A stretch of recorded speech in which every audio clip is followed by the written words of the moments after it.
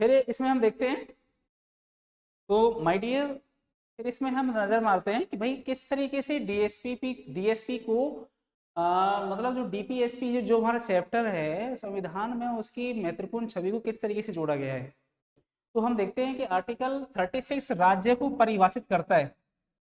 Article 37 इस बात को कहता है कि भाई इस भाग 4 में न्यायालय में कोई परिवर्तन नहीं होंगे। संविधान के भाग 4 के उपबंध किसी न्यायालय में कोई परिवर्तन नहीं होंगे, वो स्थगित रहेंगे। आर्टिकल 38 में कहा गया सामाजिक आर्थिक और राजनीतिक न्याय समान रहेंगे।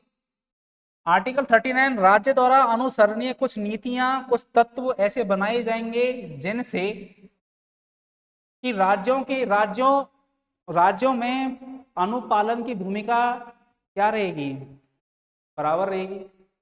राज्य कभी मनमानी नहीं करेंगे, अपनी आप की चलाएंगे नहीं, ये तो फिर विखंडन हो जाता है ना भाई। तो क्या किया क्या गया है, मतलब पावर को डिसेंट्रलाइज किया गया है। आप ये देख सकते हैं कि पावर को किस तरीके से केंद्र सरकार ने राज्यों के बीच में डिस्ट्रीब्यूट किया गया है। ये सबसे इंपॉर्टेंट चीज है, समझने योग्य जो हमें देखा गया है। निशुल्क विधिक सहायता 39A में जोड़ा गया है। निशुल्क विधिक सहायता, कोई भी एक ऐसा विधि विधान कानून जो संविधान में बनाया गया है गरीब लोगों के साथ, राज्यों में रह रहे जो पिछड़े वर्ग के जो लोग हैं उनके लिए, जैसे कि मान लीजिए आयुष्मान कार्ड धारक हैं, मान लीजिए, ये क्या है, निशुल्क विधिक सहायता प्रदान की गई है। तो आर्टिकल 39A में इसको जोड़ा गया है। आर्टिकल 40 ग्राम पंचायतों का संगठन करने के लिए क्या है, बाध्य है। आर्टिकल 40 इस बात को कहता है कि ग्राम पंचायतों का गठन संगठन होना चाहिए, ये संगठन। दूसरा 41 कल्याणकारी सरकार होनी चाहिए। भाई लोक कल्याण के लिए वो कार्य करे, लोक हित में कार्य करे, लोक हित के लिए वह क्या करे, आगे बढ़े, अपने आप को आगे बढ़ाए। फिर दूसरा आर्टिकल 41 से आगे आर्टिकल 42 में हम बात करते हैं, तो काम की न्याय संगत मानवोचित दशाओं का तथा प्रसूति सहायता का उपबंध, ये भी आर्टिकल मतलब हमने 43 में जोड़ा।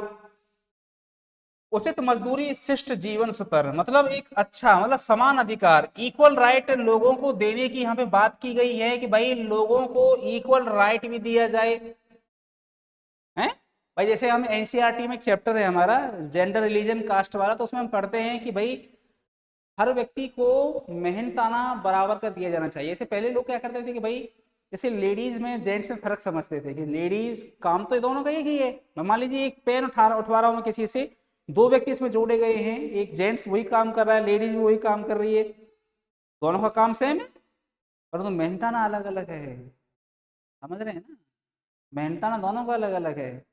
क्लास समझ में आ रहा है ना। तो इस तरीके से फिर हम देखते हैं आर्टिकल 43A उद्योगों में प्रबंधन में कर्मचारियों का भाग लेना। आर्टिकल 43B में सहकारी समितियों को बढ़ावा देना। आर्टिकल 44 में समान नागरिक संहिता। आर्टिकल 45 में शिशुओं बालकों की देखभाल।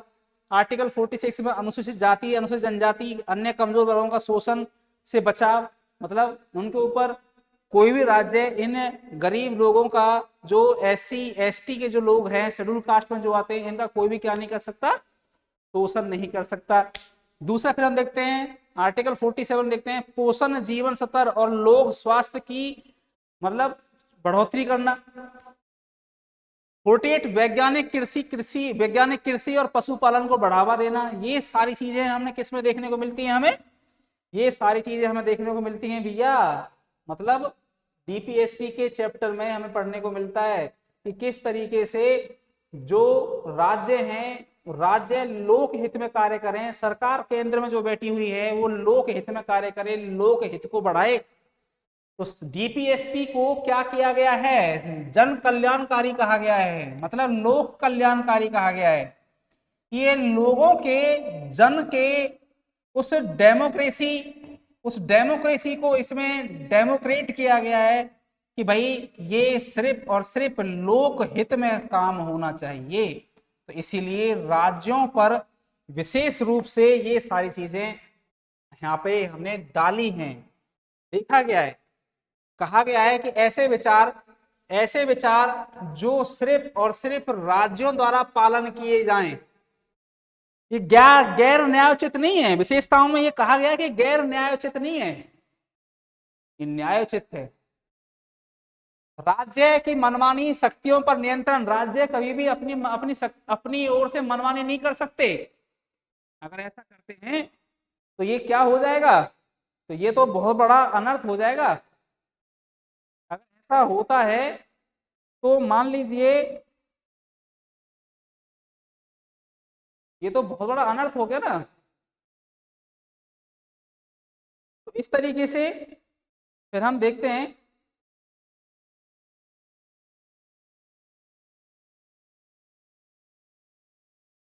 कि भैया प्रस्तावना के विजन का विस्तार, यहाँ पे फिर हम देखते हैं कि प्रस्तावना के विजन का विस्तार किस तरीके से होता है कि कोई भी ऐसा प्रिम्बल है, कोई भी ऐसा प्रस्ताव है जो राज्यों में लागू किया जा रहा है, तो उसका कोई ना कोई तो एक विजन होना चाहिए, एक टारगेट होना चाहिए, तभी तो वह लागू किया जाएगा।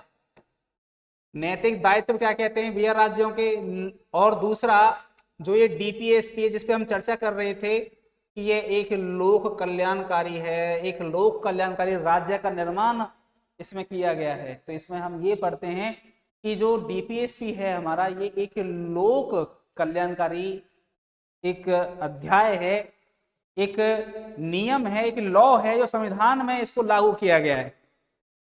फिर हम देखते हैं कि भैया इसमें कुछ चीजें क्या ली गई हैं, समान रूप से ली गई हैं। फिर हम पढ़ते हैं इसमें कि ये जो डीपीएसपी को हमने क्या किया है, भागों में डिवाइड किया है। वो कैसे भागे भैया, पहली बात तो इसको हमने गांधीवादी विचारधारा में जोड़ा गया है, समाजवादी अनुच्छेद में जोड़ा गया है, उदारवादी मतलब एक ऐसा सोशलिज्म, हमने इसको सोशलिज्म से भी जोड़ के देखा। हमने गांधीवादी गांधीवादी विचारधारा से भी इसको हमने जोड़ के देखा। ठीक है कि भाई गांधी ने जो जो सपना देखा था स्वतंत्र भारत के लिए वो क्या है। अच्छा देखिए, समाजवाद भारत में 80 के दशक के बाद हमें देखने को मिला, प्रॉपर तरीके से बता रहा हूं मैं आपको। वैसे नेहरू जी चाहते थे कि हमारे देश में समाजवाद की भावनाएं आए, जन्म लें, क्योंकि नेहरू महात्मा गांधी ये सभी के सभी उदारवादी नीति के पक्षधर थे। तो हम ये हमें देखने को मिलता है कि किस तरीके से कि जो डीपीएसपी है वो हमारे लिए किस तरीके का काम का चैप्टर है। अब दोनों में समानता क्या है भैया, देखो जरा, आर्टिकल 43 और आर्टिकल 47, आर्टिकल 43 और आर्टिकल 47 किस बात को कहता है मालूम है। आर्टिकल 43 और आर्टिकल 47 हम पढ़ते हैं कि आर्टिकल 43 कहता है कि उचित मजदूरी और शिष्ट जीवन, ये इस बात को कहता है, आप समझिएगा, उचित मजदूरी शिष्ट जीवन स्तर। और आर्टिकल 47 क्या कहता है, पोषण जीवन स्तर लोक स्वास्थ्य। भाई अगर कोई व्यक्ति मजदूरी कर रहा है, वो अपना जीवन स्तर अच्छे से काट रहा है, तो उसका जीवन तो पोषित होना चाहिए ना, अच्छा स्वस्थ होना चाहिए, तभी तो उसका जीवन कल्याणकारी हो पाएगा, या तभी तो वह अच्छा वर्क कर पाएगा है। ये सारी चीजें हमें क्या मिलती हैं, ये सारी चीजें हमें राज्यों के नैतिक कर्तव्यों से देखने को मिलती हैं। ऐसे ही उदारवादी अनुच्छेद देखने को मिलता है 40, 44, 45 और 51 तक। हम ये उदारवादी अनुच्छेदों की संज्ञा देखते हैं यहाँ पे। ठीक है, अब मुख्य मुद्दे क्या भी है इसके, जरा इसको थोड़ा हम फरमा लेते हैं, जरा देखते हैं कि जो मुख्य मुद्दे इसमें लिए गए हैं वो मुख्य मुद्दे क्या हैं। गैर परिवर्तनीय कारण, भाई बदले जाने चाहिए, संसाधनों की कमी है, निरक्षरता का अधिकार मतलब निरक्षरता का अधिक होना, ऐतिहासिक प्रभाव, विभाजन, विविध समाज वर्ग को सुदृढ़ करना, मूल अधिकार जो फंडामेंटल जो हमारे राइट्स हैं उनको किस तरीके से शामिल किया गया है इसमें। देखिए आयरलैंड डीपीएसपी को हमने कहां से लिया गया है, डीपीएसपी को हमने लिया है आयरलैंड से, और जो फंडामेंटल राइट्स हैं उसको हमने संयुक्त राज्य अमेरिका से एडॉप्ट किया है। ये गैर परिवर्तनीय है, बदले नहीं जा सकते, फंडामेंटल राइट को परिवर्तन कर सकते हैं, उसमें चेंज कर सकते हैं। अब समझिएगा, सामाजिक और आर्थिक लोकतंत्र की सद्भावना और राजनीतिक लोकतंत्र नागरिक अधिकार, लोकतंत्र और नागरिक अधिकार समाहित है। ये इसमें थोड़ा सा डिफरेंस करके बताया गया है, समझाया गया है कि किस तरीके से ये मतलब किस तरीके से मतलब समाज में एक लोक हित को एग्जिट करते हुए इसमें इनको मतलब डिफरेंस बताया गया है कि किस तरीके से लोक हित में कार्य कर रहे हैं। ये समूह में केंद्रित हैं, ध्यान रखिए, समूह में काम करते हैं, ये सामूहिक केंद्र में काम करते हैं। कि राज्यों में बनाए गए जो लॉ हैं, जो कानून हैं, वो कानून कभी भी क्या नहीं कर पाए, वो कानून कभी भी टूट नहीं पाए, वो कानून सभी एक जैसे होने चाहिए। दूसरा, राज्यों पर सकारात्मक दायित्व है और यहाँ पर समूह में केंद्रित, यहाँ पर व्यक्ति केंद्र में है, मतलब अपने अधिकारों को लेकर के व्यक्ति केंद्र में है। यहाँ पर अधिकार को कभी भी कुछ पल के लिए, व्यक्ति के अधिकारों को कुछ पल के लिए काटा भी जा सकता है, रोका भी जा सकता है, परंतु सामूहिक जो व्यक्तित्व जो केंद्रित हैं उनको कभी भी काटा या रोका नहीं जा सकता। वो बिल्कुल मतलब क्या है, समूह के लिए बनाया गया है। राज्य पर सकारात्मक दायित्व क्या है भैया, यहाँ पर निजी व्यक्तियों और राज्यों पर प्रतिबंध, निजी व्यक्तियों और राज्यों पर प्रतिबंध भी लगाया जा सकता है, उनकी सीमाएं कभी घटाई जा सकती हैं, सीमाएं कभी भी बढ़ाई जा सकती हैं, सीमाओं पर कभी भी अंकुश लगाया जा सकता है, नए राज्य बनाए जा सकते हैं, उनका नाम बदला जा सकता है। राज्यों पर प्रतिबंध, जैसे कि मणिपुर में अब संभावना बन रही है राष्ट्रपति शासन की, जैसे कि अब पहले क्या हुआ था, अरुणाचल प्रदेश में राष्ट्रपति शासन लगा था 2016 में, तो इस तरीके से राज्यों पर प्रतिबंध भी लगाया जा सकता है, ये भी ध्यान रखें। डीपीएसपी कहीं ना कहीं आलोचना भी की गई है, ये भी बात सही है, डीपीएसपी की कहीं ना कहीं आलोचना भी की गई है, मतलब गैर परिवर्तनीय अर्थात इन्हें लागू करने के लिए कोई कानूनी आधार नहीं है, ये तर्कहीन के रूप में व्यवस्थित हैं, स्पष्टता का अभाव है, प्रवृत्ति में प्रक्रियात्मक रूप लिया गया है, संवैधानिक टकराव इनमें जरूर दिया गया है। भाई संवैधानिक टकराव क्यों दिया गया है, अब समझ लीजिएगा, जैसे मूल अधिकारों के साथ इनका संबंध किस तरीके से जोड़ा गया है। दोहरायजनवाद, ये बड़ा ही इंपॉर्टेंट चैप्टर है हमारा। डीपीएसपी मूल अधिकारों के पूरक रूप में लागू होंगे, मतलब जो डीपीएसपी हैं वो अधिकारों के पूरक रूप हैं।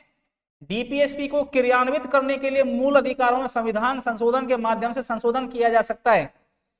ऐसे ही गोलकनाथ मामला आया 1967 में, 51 में हमने ये देखने को मिला कि सुप्रीम कोर्ट ने अपने पहले निर्णय में परिवर्तन करते हुए ये कहा कि संसद को मूल अधिकारों का खंडों में पूर्ण संशोधन करने का अधिकार नहीं है। और इसी के प्लस में हमने संलग्न ढगे ये देखा कि 25 संविधानिक संशोधन 1971 में अनुच्छेद 31C को जोड़ा गया और उसमें यह कहा गया कि अनुच्छेद 14 और 19 में प्रदत्त मौलिक अधिकारों के उल्लंघन के आधार पर अनुच्छेद 39B और C के तहत उद्देश्यों को लागू करने के लिए पारित किसी भी कानून को न्यायिक पुनर्विलोकन नहीं किया जा सकता। ये सिंपल है। और ऐसे ही मैंने अभी आपको बताया था कि केशवानंद भारती भी कहीं ना कहीं, केशवानंद भारती का मामला भी कहीं ना कहीं इनसे जुड़ा हुआ दिखाई देता है। क्या हुआ, सुप्रीम कोर्ट ने कहा कि न्यायिक पुनर्विलोकन या न्यायिक समीक्षा जारी रहेगी, हालांकि अनुच्छेद 14-19 के खिलाफ संरक्षण बना रहेगा। ये सिंपल सी बात है।